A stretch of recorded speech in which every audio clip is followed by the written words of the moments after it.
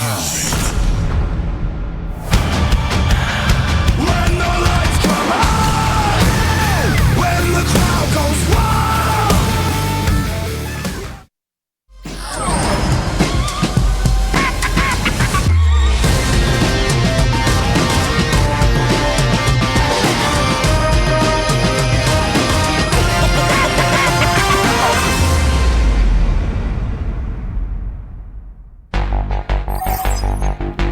Live from Free Cup Studio in Seoul, this is the GSL.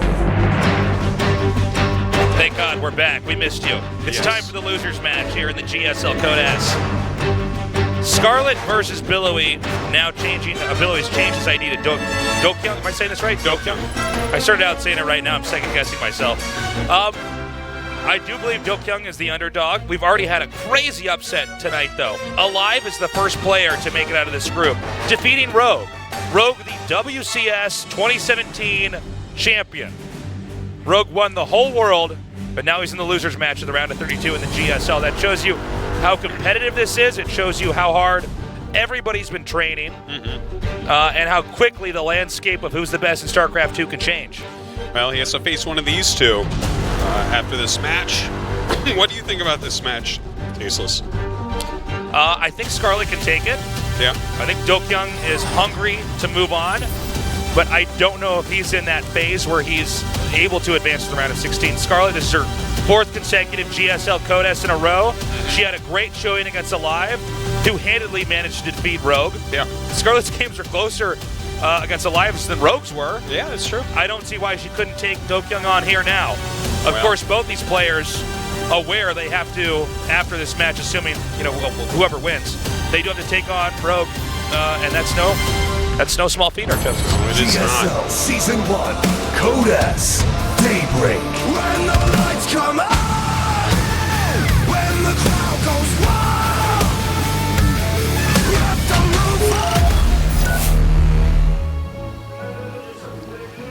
roof. In the upper left, in the blue, from Canada. Teen Expert, Scarlett.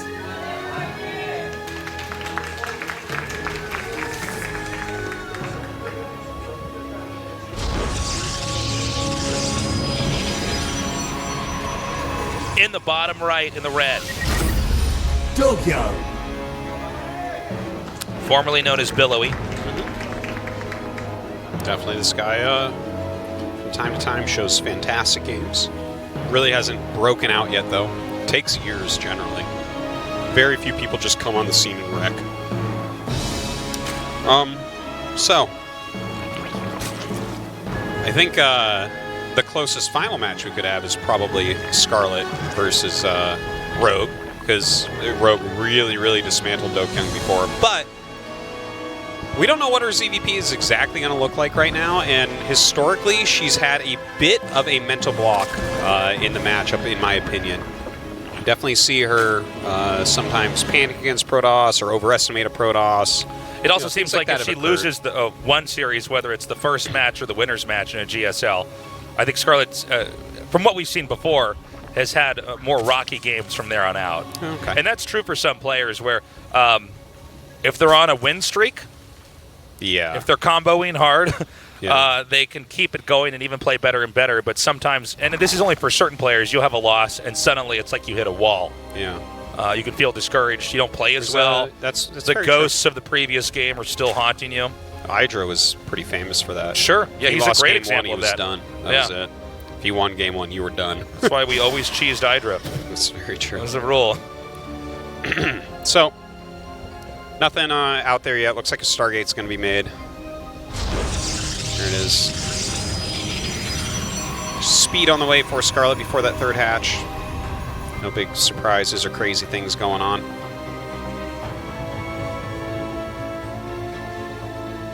But this is the map where you can definitely see the macro games. Absolutely.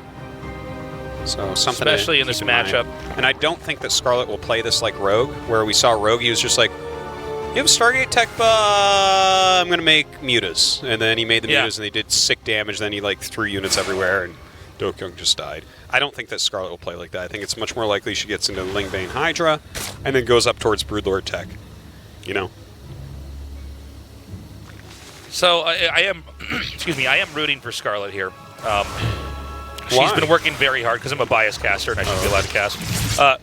No, I think she's been working very hard, and I've said this so many times, but I think it's especially important in her case is that so much of winning in GSL is having the experience of being in GSLs before. Her 4th consecutive run. Yeah, it's very true. I was actually talking to her about this, and she mentioned that GSL she just finds extremely hard to play at. You're on the stage right there. You're not in a booth. There's a lot of white noise that kind of bothers her. Sure, yeah. There's a lot of these different aspects that most people finds it a hard tournament to play in. I think there's also it's a weird thing psychologically as well as the fact that most people discovered competitive StarCraft 2 through watching GSL. Yeah. So you're watching that thinking, I want to get better, I want to play like these guys, and eventually here you are, and it's like you've gone full circle. Yeah, it's quite true. But the easiest way to improve on that is to keep qualifying, keep trying hard. Or you can truly complete the circle by underlining it and becoming a GSL caster. That's true. That's another way to do it. So, it's I think that each GSL, it's like an RPG. She gets a bunch more experience points. Yeah. She's leveling up her character. And even though I think this is going to be a very hard group to get out of, with Rogue waiting for the winner of this match, if she can do it here, absolutely, she can go deep in this GSL. Let's also talk about DoKyung here. This is a guy, he's a great player, but he's always in the background. Yeah. Of competitive StarCraft 2 in Korea. He's not always in GSLs, by the way, but he's somebody a lot of players really respect. He's considered a great training partner, and he's somebody with his own narrative and his own story. He wants to come out here and win and play with the greats. All you say is very true. Like he is someone who quietly last year was, in practice, as you say, one of the best Protoss players out there. He definitely had some great moments, playing some of the smaller tournaments and Limo Leagues and stuff where all the great players play. But hasn't been able to really do it on this stage yet. That's right. That takes years. It really does, and it always has, and it probably always will.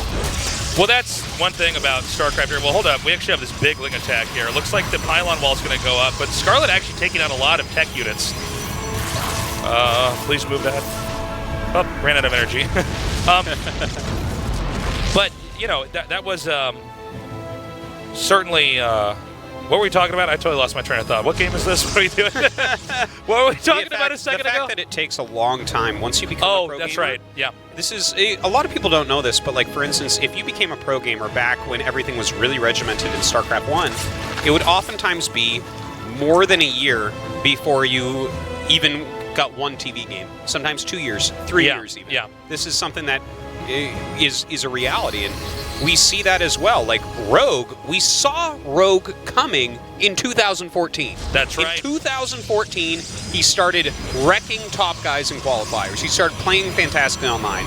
2017, he finally came into his own in the second half of the year.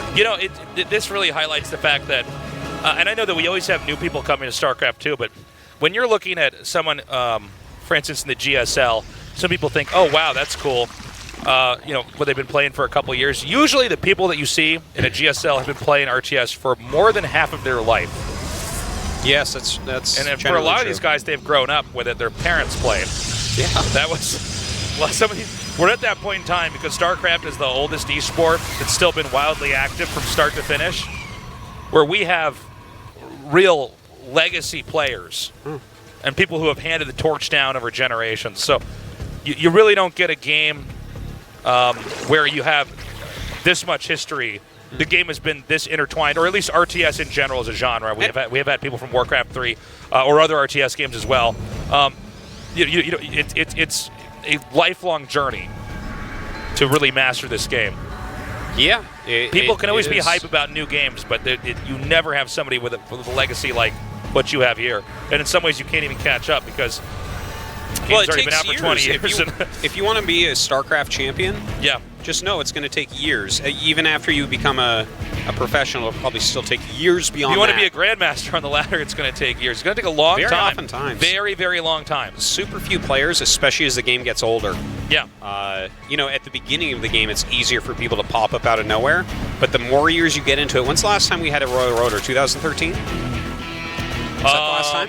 Yeah, I think it was. I believe it was Deer was the last time, if I'm not mistaken. Deer was for sure the last Royal Rotor. Yeah. So, yeah, I believe that was 2013. So there you have it. Like, nowadays, this is what it takes. And the thing is, in 2-3 years, we might be talking about how Billowy, Zest, Stats, and Hero are the best Protoss in the world. Who knows? You know, it's a total possibility. Or DoKyung. Yeah, I'm so nice. What? Oops. Oh my God. The misclicks are real. But the Banelings have still actually breached the space over here. The Immortal now surrounded by Lynx. Probes going down. Yeah, some serious damage dealt with those Banelings right there, killing a good amount of probes. But did Scarlett overextend? Now these Lings and Hydras are going to try to run into the main as they've been disjointed. She's lost a lot of units, and mostly because of that one Hydralisk. The right click. Yeah, the right click there. That was definitely a big mistake for her. Well, Scarlett is continuing to produce more Hydras and Lings. Just a few more drones being squeezed out right now. Yeah. And a creep highway rapidly being generated, headed towards the 3rd and 4th base. Well, you know what? But I don't know if this is going to actually crush DoKyung. I think DoKyung's okay. He's got enough Templars. Yeah, he's fine. I like this tag into the Hydras. That was excellent. He's doing everything. Yeah. It looks like she was doing something else at home, so another group of units actually just kind of dies there. So a couple mistakes here and there, but when I look at what's actually going on in the game, the fact that Scarlett's going up to 5 bases, and I look at her creep spread and her unit composition, it's not like DoKyung can go kill her right now. Just sell it. That was pretty awesome. Oh, wow. That was pretty cool. Okay.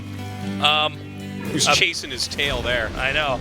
That was pretty funny. Now we have a Baneling drop that's about to come into play here. Ooh, gets the Oracle. I don't believe that the Baneling drop's been spotted just yet. We're going to get a shot of it on camera, please. Oh, I think he's sending it 2 different places at once. Yeah, Baneling's going to be dropped. Oh my God, they haven't been pulled. Oh, jeez. Oh, God. Oh, boy. Ay, ay, ay. Oh. Not sure. 13 probes killed total. Look, I don't know how many probes she got. 13. Thanks, StarCraft, dude. It makes these overlays make it a lot easier. Lurker Den on the way, as well as the Infestation Pit. I think that's a very defensive Lurker Den. Because Scarlett has expended a lot of units doing this. Right. You have to be a little bit nervous. You know, as the Archon count, the Immortal count, and the High Templar count climb, even if you've hurt their economy quite a bit, they can get really cost efficient on your army. But Lurkers are one area where it's a little bit harder to engage into. Dude, how many times do we see that spot, a ton of Zealots warband and kill that 4th base? It's so true. It's like every game. And then the Protoss moves their army towards the north, and then everything goes away, and then the 4th base dies, and the Protoss wins the game. And they're like, ha-ha! My secret location! It's so true. It's like there's another really not Baneling that drop. secret. Oh! Scarlett also still attacking up here. I gotta say, some of these attacks, especially the earlier ones, were not the cleanest, but it seems like she's still managed to take out a good amount of workers. By the way, 8 probes killed. We didn't catch it on camera. And here it is, surprise, surprise. Like so many other games we've seen. Yeah. The Zealots no real targeting going on, but that's okay. A lot of micro around the map right now. This hatchery will fall. So that 4th base going down, that's great. That's so worthwhile. Well, that was very important for DoKyung. Yeah. Now he kills all the Hydras that came up too. It's like, oh my God. He then kills all the creep termers and goes in the main, kills all the buildings there. So that was a big victory. Now, DoKyung has been steadily bulking up the main army here. We have a lot of Immortals in this, a good amount of Archons, and most importantly, we have a lot of Templars. It seems like Scarlett's going to have to seesaw this game back into a little bit more of a turtled one, as DoKyung now has the ability to actually come out and pressure on the map. So a lurker block here on this ramp. The ramp now acting as a funnel. Yeah, where you these can't units go down there. Yeah, That's without absorbing way too much damage and then losing the fight. Now, if you're playing against this type of lurker play, oh God, speed, that's gonna be so scary. If you're playing against this type of lurker play, you know, just like lots of lurkers, some Hydras there with them, prisms are really the way you want to play against this. Oh, you are 100% right on that. The lurkers are not that good at repositioning. Obviously, this upgrade going to help out with that quite a bit, but like if you can just go somewhere that the Zerg army is not, Zealots are going to really ravage. You don't want to fight it heads on. Okay, another nice storm. This is tricky. Even though this map from a bird's eye might look kind of open, it's actually very congestible in the middle. Yeah, that is true. That middle area is hard to get through. Everything else is pretty open. You're in these really narrow hallways, which are obviously great if you have lurkers, because everything going from towards the lurker is taking damage. Where's the prism? I think there's one prism at the bottom. I think it's in the bottom he's center. Not using it, and it's like, well, this is such a good way to play against lurkers, just warping a few zealots elsewhere, because the lurkers need a lot of support. Sometimes you don't want to go past a certain part of supply as the Protoss, because you want to have mass warp-ins with those zealots. Okay, now this was a sneaky move here by DoKyung, denying Scarlett's hatch and then getting out unscathed. Yeah, good move. I don't know what the story is with these Hydras, but they're here. They're doing it, guys. And they are going to deny a carrier. To deal with carriers, kill the Stargates before they come out. Yeah. And, wow, you gotta be kidding me. 40 health. So, because Protoss can turtle up and has been doing a good job shutting down 2 expansions at this point in time, carriers are a viable tech. But carriers are, it's a long journey to get the carrier tech up. Yeah, I like the carriers here a lot. Me too. Because when your opponent has lurkers, that's a ton of gas that they put into that. That's far less Hydras, that's far less mobile units. Carriers are pretty good against lurkers. It's a pretty good counter to lurkers. The carrier. You don't say. Yeah, no, really. I know you don't believe me. You're well, like, they would kill the interceptors, but Tasis, they don't get air. Blizzard right now, and I'm going to make it so that lurkers can burrow in air. Burrow in air? That's called jumping. Yeah, well, that floating. Whatever. Yeah, they have hoverboards. Fire spikes from there. Lurkers on hoverboards. Oh, yeah, dude. So, lurker on a hang glider. You leave from your main base in this map and you glide his little claws, his little hooks over the front. You put him in one of those flying squirrel suits. Oh, yeah. Wow, that lurker made it all the way over to the third. Yeah. That's sick. That lurker's going to get sponsored by Red Bull in no time. So, this steady carrier tech up, and Protoss does have the option to try to, in some sense, try to efficiently sacrifice some of his supply to make some more. Because some units end up losing equity later on in the game. Double cybernetics core, by the way. So, DoKyung is serious about his air units. He wants to make it official with those air units. Those zealots didn't scream when they died. They just disappeared. Well, they're just going to come back as immortals. Oh, wait, you're going carrier. There's no more immortals. Oh, no. I got to wait for another game. So now we get into a more turtley part of the game. Yeah. Spores are littering the map, making the Protoss a lot more uncomfortable trying to engage in anywhere. Yeah. But over time, you get up to these kind of crazy unit compositions. We've seen very few Zergs able to deal with a truly maxed out, like, this is the unit set I want Protoss. Now, this isn't like a perfect unit set that we see here, but really scary.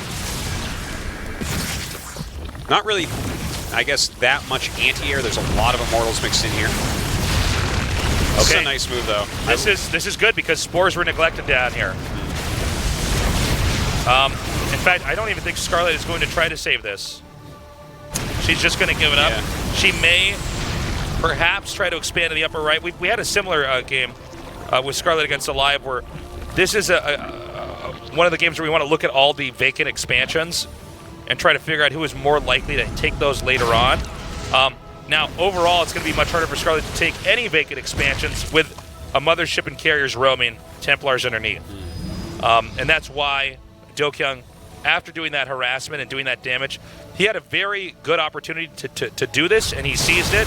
And I think this is going to be incredibly difficult for Scarlett. Yeah.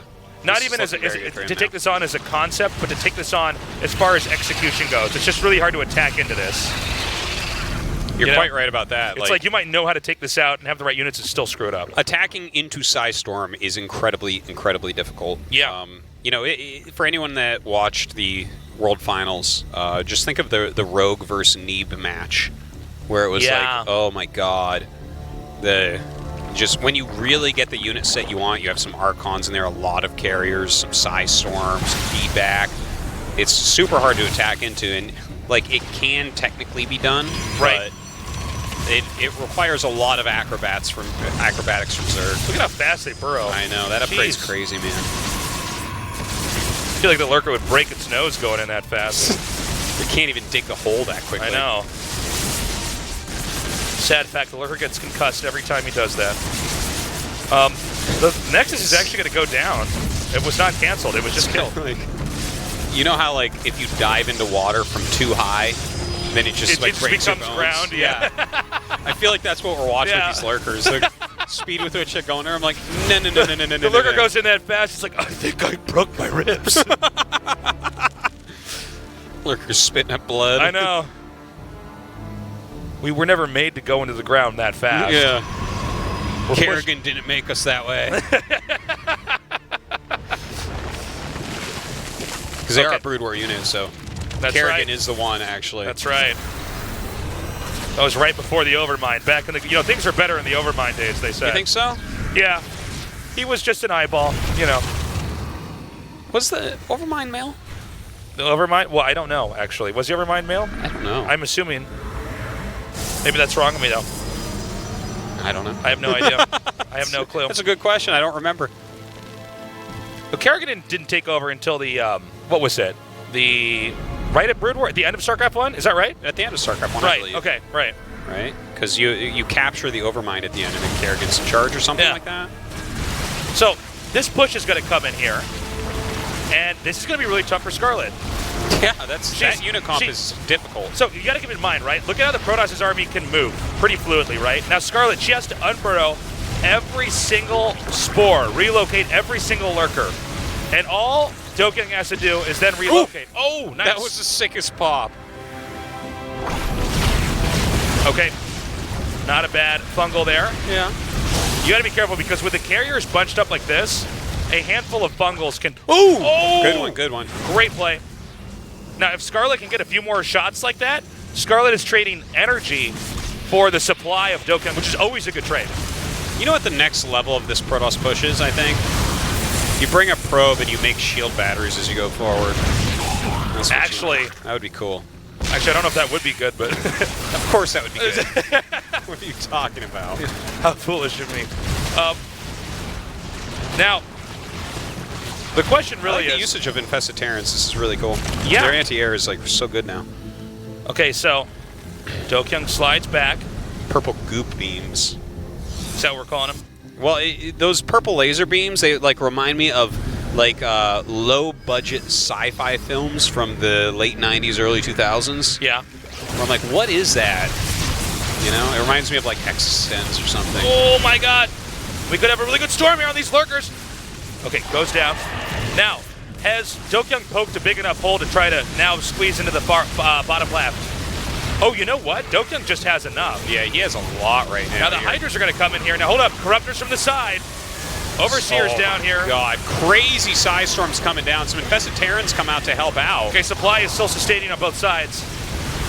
The Broodlord's doing a good job of keeping these Archons zoned a little bit. Actually just too many carriers? I don't see these carriers disappearing. Well, really. their interceptors have gone down quite a bit, but Scarlett going to back up for now. Those 3 spores have definitely gotten quite a few shots. If you can take out the interceptors, but if you don't get the source, those interceptors eventually come back. The Infested Terrans are doing a pretty good job, too. I'm liking this mix-in of Infested Terrans there, but 23 Corruptors on the way. 23! Now, sometimes...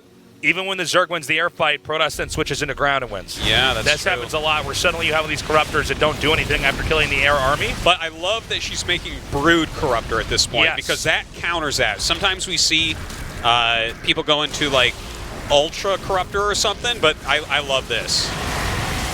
Okay, the Corruptor's doing a good amount of damage. Mothership goes down now. Scarlett has to watch out for the storms here. Especially the Archons as well. A few Archon hits on a storm, and this all disappears, and the game ends. Okay, this is... I think...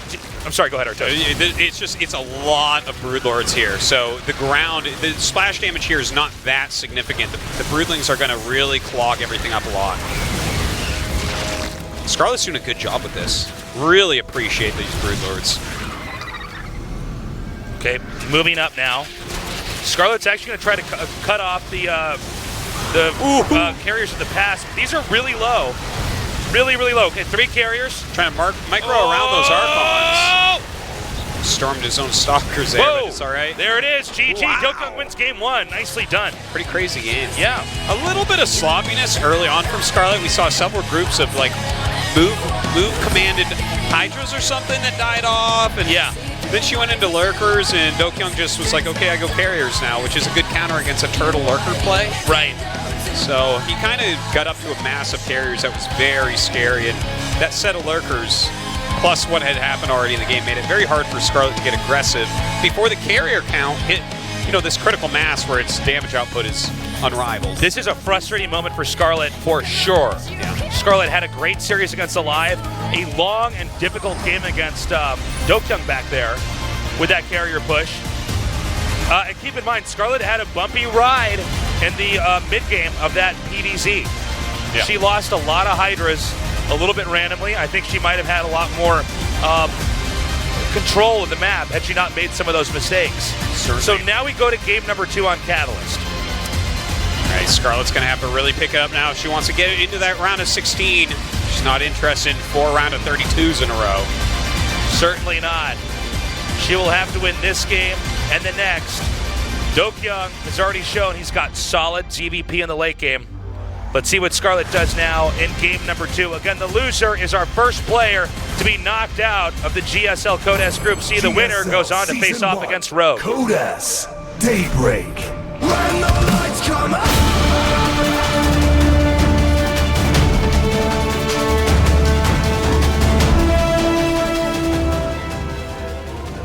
In the bottom right in the blue, he is Team Expert, Scarlett.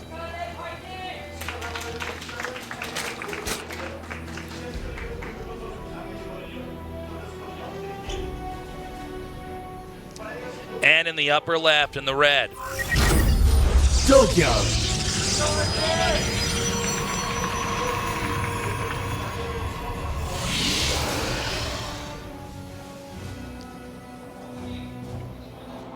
What's up, Artosis? Thank you for giving me that wink. After I did the player intro. Yeah. That's what keeps me going in this cast. You should pick up that Vespine gas right there. It's like probably 25 gas. Yeah. So, we have a little bit of downtime here. Should we talk about ladder anxiety again? You want to No. you want to talk about that again? No. I got some crazy tweets after we talked about that. Did you? Yeah. Some people were like, you don't get it. And I'm like, well, actually, everybody started out pretty bad I at think this if game. anyone gets so angry at what you said, they like maybe it's okay to disagree, but if anyone gets angry, Yeah. then probably you nailed it for them. Yeah. Like you really got it I for held them. up the mirror there. Yeah. That's when people really get angry about something, a lot of times it's because it holds truth in it. But anyways. I mean, GSL's going well. It's a good day. My daughter's birthday tomorrow. Congratulations. So that's pretty cool. Gonna be partying hard all day tomorrow. You and the 6-year-old going to party all day? Oh my God, we're going to a water park, man. It's gonna be crazy. Toast is gonna be swimming around like a dolphin who had its tail cut off. When you're a kid, man, amusement parks are the most epic thing They're still you pretty can fun. ever go to. Yeah, they are. Ever! They're so fun. And the thing is, once you have kids again, it happens again. Yeah? I You get to love re-experience going it? to Disneyland with my daughter and going on rides. It's the craziest Oh, fun yeah. thing ever. Oh, yeah. Going on those little kid roller coasters and putting our arms up, it's the I funnest know. thing. Remember when were you scared when you were a kid to go on a roller coaster? Oh, yeah. Oh, man. was so scary. Oh, so scary. Yeah. And that was, of course, you were probably at a certain age where you could go on the spinny rides and not throw up. Oh, yeah. Yeah. Or throw up and not care. Yeah. Just puke out all that funnel cake and then go right back in line. Get another funnel cake. That's right. Get another funnel cake. Mom, buy me another $8 funnel cake.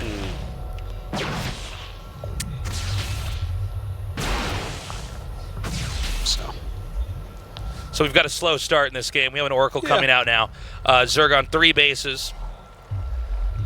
And we'll have the Adepts probably come out here and poke. Will this game look like the last one where we have the carrier tech with the mothership? I don't think so. It'll depend on some of that. Zerg doing that is occasionally in a response. Or sorry, Protoss doing that is in a response to the Zerg then entering into a turtling phase, which gives opens a window of time where Protoss can then tech to that comfortably, because Zerg is basically telling Protoss, or at least telegraphing to the Protoss that I can't keep hammering you, and I'm actually afraid of a push. Now, Robo coming up, along with that Phoenix, push back some Overlords. Pretty standard stuff coming out of DoKyung so far. Hoping to see Scarlett bring this to Game 3, I gotta tell you. I don't want to see her just go out 0-2 here. Wrecked! Queen's coming back now. Ooh, a Twilight before the third base. You can still make your third base at this point, but nope, more gates being added. Okay. So now we see does DoKyung identify what's coming? Scarlett. I think he's correctly identified that nothing is coming in, thus his attack could be good. Yes. Prism on the way. Okay. Oh, there is a third base. Yeah. More gates. Yeah, okay, so looks like it's going to be a 7-gateway Prism Glaives attack. Making that third base. Now notice Scarlett's going up to scout for the third base right at this second, because she knows that if it's not up by now, it's an all-in coming for her. So this could be a little bit tricky, because the Hydra's Den is about to finish, but when you're just starting to pop out your Hydras, you're kind of low on Lings at that point, and you probably won't have any Banelings morphed. And this is something that can make it very difficult to hold on against these Adepts. But this is actually like a very quick Hydras, actually, now that I'm looking at this. Yeah. It looks like she's kind of going for that Baneless attack overall. Yeah, look at that, 56 workers, so... this is like something where you can kind of like catch Protoss off guard. Like, they'll never have splash damage when this comes if they're going Templar tech. Let's see how the Adepts do. Can she just shut this down right away? Okay. Another warp incoming. From the east and the west. Yep. 2 different sides here. So this is going to be more harass-oriented than it will be trying to out-muscle the Zerg and just having more and trading so effectively that eventually it snowballs. This means if Scarlett wins one big battle on one side and stops the harass on the other side, this is completely shut down. So let's see how she does. The Shade is coming. Okay, that Spine is about to finish. 3 Queens there as well. Wow, a lot of Lings and Hydras down here. The Adepts, though, now moving into the main. Another warp, by the way, from the Warp Prism up there. Uh-oh, this is getting pretty dangerous if you're trying to come up that ramp with Hydras. Oh, I guess he walks away from the ramp immediately. He's fine with it. The Warp Prism does go down! Okay, sick pickoff right there. The Adepts will be able to kill a bunch of these Hydras, though. They're going to have to make more units than that. The attack at the other base did end up falling, I believe, right? There must be a couple of Adepts in the natural. Okay, some more Lings come down here, but this harass is basically done. Now, 9 drones were killed. Yeah. Which is no small thing, considering that Scarlett had to cut workers, but she cut workers so she had enough Hydras to hold the attack. And that she did, so... Yeah. I guess the game just moves on from here. But I think ideally DoKyung would have wanted to do a lot more damage. Very important that she actually shut down the Warp Prism when she did. That's so true. If that Warp Prism was still up, DoKyung might have been able to win off of that. Yeah. But she holds on, and she's going into Baneling speed at this point. Of course, DoKyung was not making probes during the vast majority of that push. That's right. His third base is not saturated as of yet. Throwing down quite a few stasis wards as we saw over there. So definitely trying to get ready for an incoming attack. Yeah, well, I think it's never a bad idea for Scarlett to try to do a Hydra Bane attack over here. When you see that many Adepts, only those Adepts, and then you go back home, you think, okay, their tech's a little bit slower. I've certainly killed off everything they had initially, with more on top for me. Why not try to follow this up by blindsiding the Protoss with Hydra Bane? Now, there are some sentries. I actually don't know how many, but... It's like 4 or 5? I don't know if there's going to be enough proper force fields for this to matter. Oh, well, that's a lot of sentries. Wow. Okay. Maybe then. And you know what? If the Banelings just roll into the stasis ward, that's about the worst thing that can happen. Quite a few actually get hit. And the Hydras get hit. Yeah. This is actually an awful amount to have stuck. Yeah, those were really clutch stasis wards right there. He's got the Adepts right over on top of the Banes, so that ideally when they unfreeze, the Banelings will go off. Scarlett will have to right-click those onto the sentries here. Oh! Okay, Scarlett backs up. That was actually very good by her. Very nicely done. Good spread as well. Yes. Oh my God, is that Prism going to get killed by the Spore? That would be a huge moment. Scarlett is still doing damage with the Hydras onto the Nexus. The Banelings are coming in!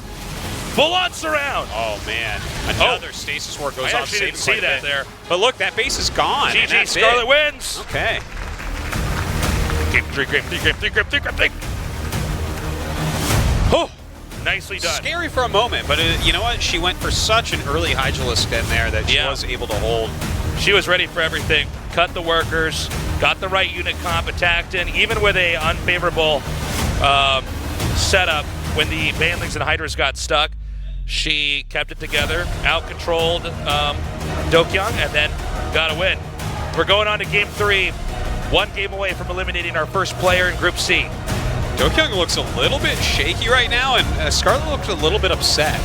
I think that this is just a stressful time for both of them. They're fighting to play against Rogue for a spot in the round of 16. It's tough. I know, it's crazy. Our last map will be Neon Violet Square.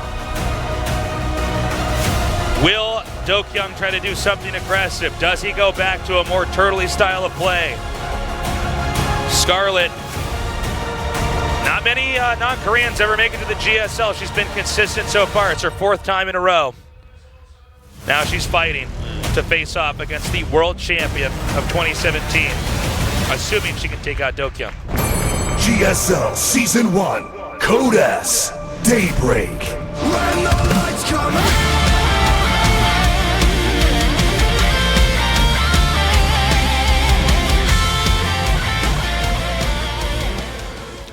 In the bottom right, in the blue, he is Team Expert, Scarlett.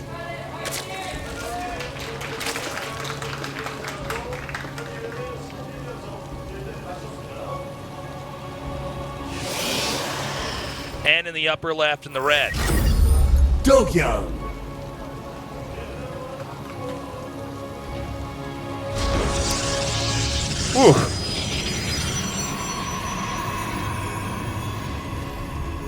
This is a tough group to decide who to cheer for, Tasteless. Do we cheer for Scarlett to go up against Rogue? Do we really want the world champion going out in the first round of GSL? oh yeah, for sure. Get out of here, Rogue. Sorry, Rogue. Tasteless kicks him Team on the way Scarlett. out. Tasteless grabs him by the ear and pulls him in the elevator. Go home. Oh my God. Rogue's coach is so caught off guard he doesn't even stop him. It's like, I've never seen a human treat another human like this. Yeah. Well, this has been an interesting day for Scarlett. Actually, this whole day for everybody's been pretty wild. Alive gets out first. I feel like this happens to Alive all the time when we cast him, where I'm like, well, Alive's not going to make it. And then he does it. I'm like, well, okay, well, I knew that. He was good. It's going to be 10 years later. He's still doing it. Sorry, guys, I don't learn. I know. But Rogue, in the losers match, that is actually the most shocking part of today. Scarlett having such a great series against Alive, but Scarlett's really having to work to get out of this group. You know, she had that long series against Alive. Now she's having a long series against DoKyung. The final match, if she does go up into a ZVZ, I think that's one of the worst matchups to have any kind of exhaustion in, as things happen so quickly in the early game in ZVZ. You got to be on the edge of your chair for that one. Should be a Stargate coming down here in a second, I would imagine. Oh, a Stalker, maybe not. This could mean hyper-aggression. Or maybe just a very fast third base. You know, this is a quite different map in how that third base is completely free if you want to take that back one as your third. Yep. Scarlett does not opt for that one quite yet, because you are pretty safe just taking 3 bases as Zerg. Anyways, as Protoss, you can't really go 1 gateway 3 base, but on this map, you could do something like that.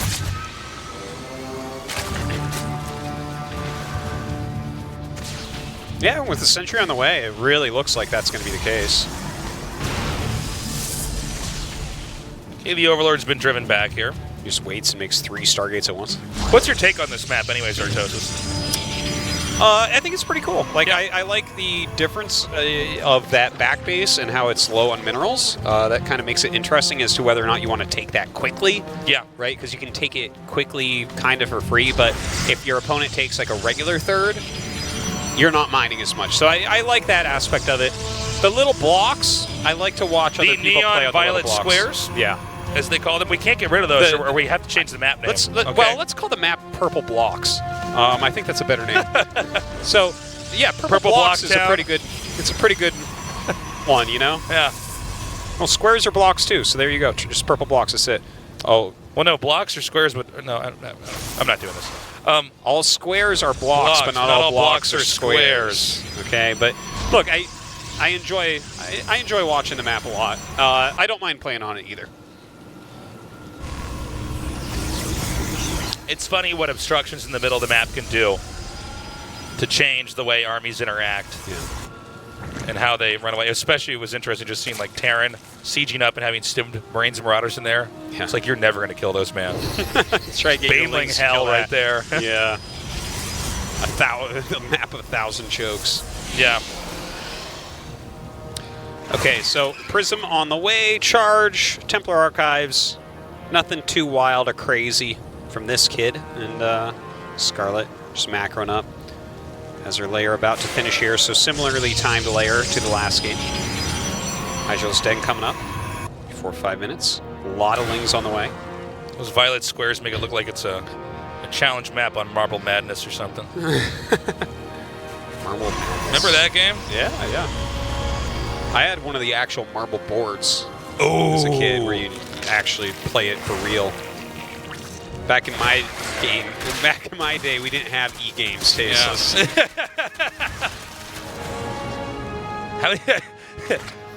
How many times have you had somebody call it e-games to you? You cyber gamers and your I was at a wedding over Christmas break, and I'm sitting there, and people are like, "So I heard you're into e-gaming. What is that?" And I'm like, "All right, I'm not even going to bother correcting them on this." I'm like, "Well, we do computer game tournaments." Yeah. And it's like the bride's family talk to me, the mom and the dad, and they're like, "Well, that's not real." Yeah. I'm like, "All right, well, moving on." Would have been cool if Red Eye was at that wedding with you, so he could be like, "Ah!" and then you just walk away and let him deal with it. He's like, "First off, it's esports with no caps and no dashes." That's who I needed there for sure. Yeah. He would have saved you from that. That's right. Oh! Okay, so the Archon harass is coming in here. There are Hydras in range. Yeah. He needs to juggle these Archons without losing them. Quality defense from Scarlett, in my opinion. Like, 4 drones end up going down, but that was a lot of Zealots, and that was about all that happened. Yeah. At least remove some creep now, though. This is nice. It's crazy how much damage you can do with 2 Archons on a War Prism. Just picking them up and dropping them because of how fast they can shoot in and out. Yeah. And of course the Archon's regenerating the shields. Means if you do this perfectly, you're not losing anything, and Zerg is bleeding off a lot. Yeah, it's a little bit harder against Hydras because they can catch you and just nail your Prism in like 2 seconds. And then you probably will lose the game, but DoKyung very much on top of it, keeping that alive. Still good creep spread despite some decent denials there from the Archon drop. Size Storm over halfway done, so should be fine with that. 3 Drop Lords. Interesting. What are we doing here? Plus the Lurker Den. What do you think about these Drop Lords? What's the plan? I don't know. To be honest, I'm kind of holding my breath here to wait and see what exactly she's going to do with these. Because this is not normal, at least for what we've seen in PvZ so far. Lurkers normally make me think some kind of turtling, but I think this Lurker is an attack. Yeah, exactly. I think you could actually pick up and put him in a certain location. Huh. Okay. And actually it's hard for Protoss to deal with it, and then maybe Zerg attacks somewhere else. You can get into this tactical, like, Zerg that's engaging on multiple sides. Zerg doesn't have to be a passive withdrawn race. Yeah. You're certainly right.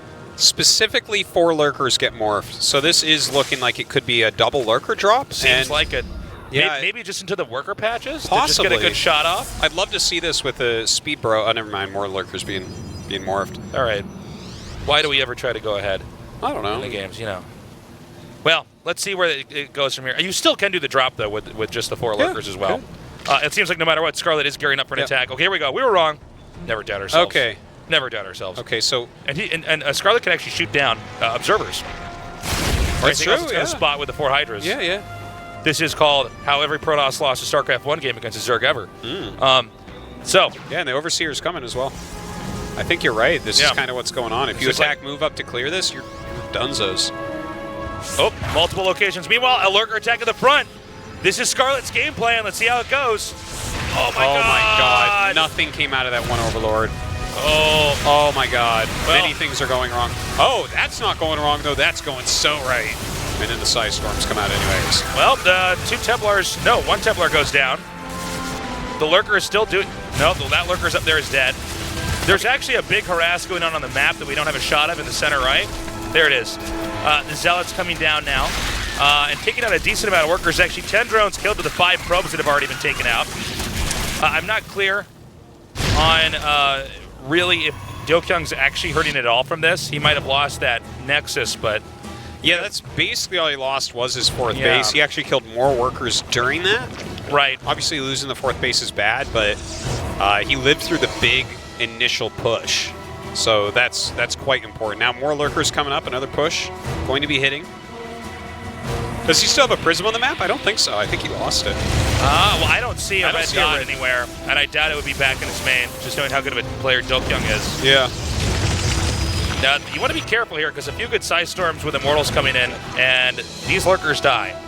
Good goop there on the Robo. Really, Robo is a good counter to the lurkers. So many lurkers being made. So many. It's crazy.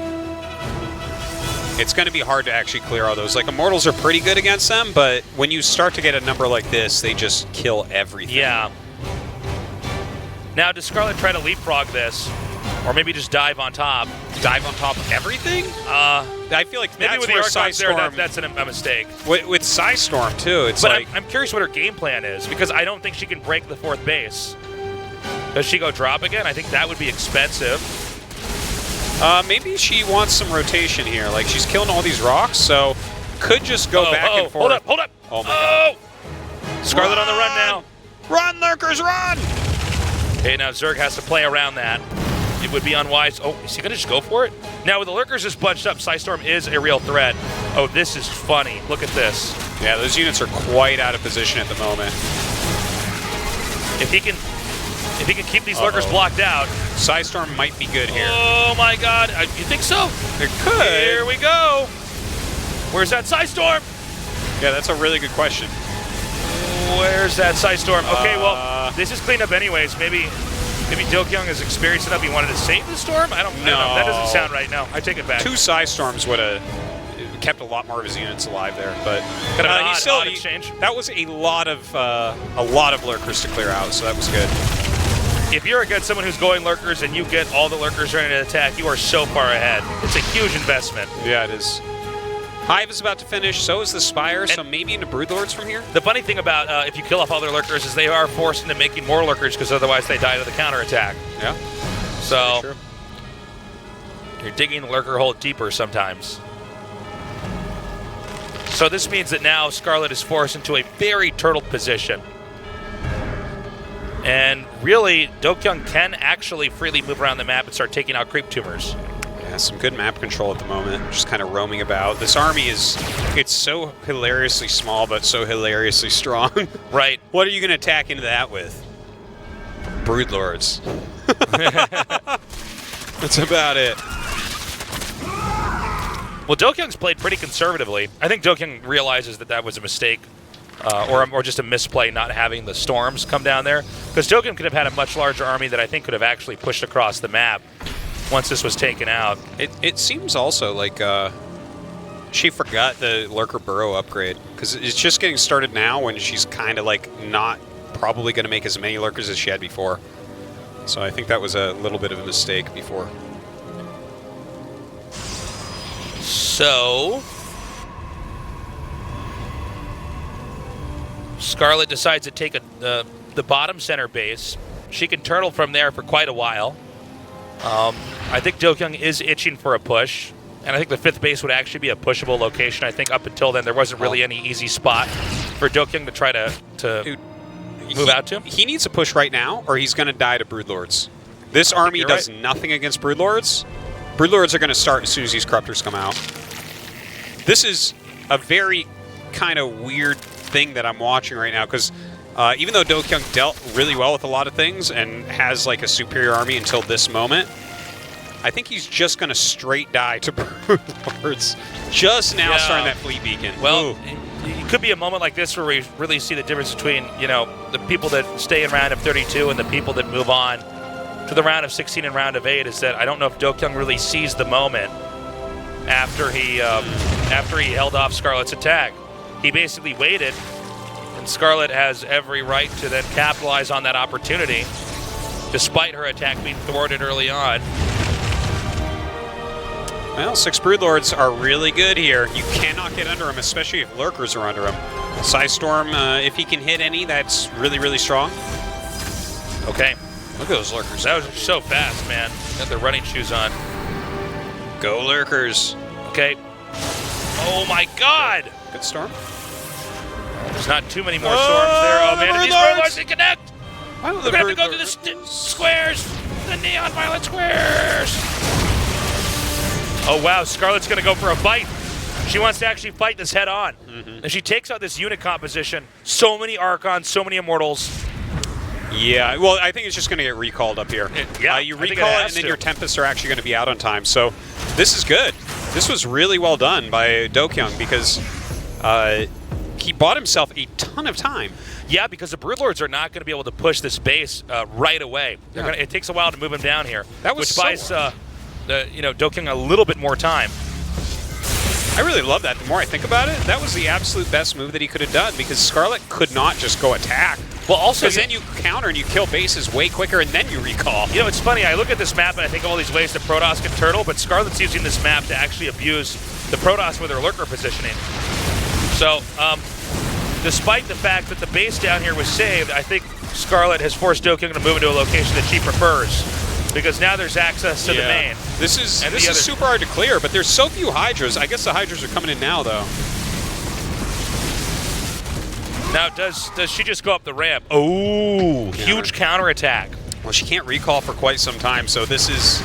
Or, sorry, DoKyung can't recall for quite some time, so this is a pretty risky move right here.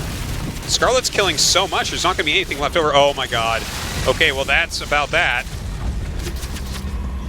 Okay, this is a huge blow. So basically, what does DoKyung have going for him? He has this really scary death ball moving around the map. But Scarlett, what does she have? She has time on her side. She's destroyed this main, but she has to answer this big question. How do you take on an army like this? She's going to have to use every angle on the map to try to eke out damage. There are so many Immortals, I think it's going to come down a lot to Broodlords being positioned in such a way that they can chisel away at a very beefy army. Lurkers in a certain position where DoKyung can be intimidated into not moving down certain avenues.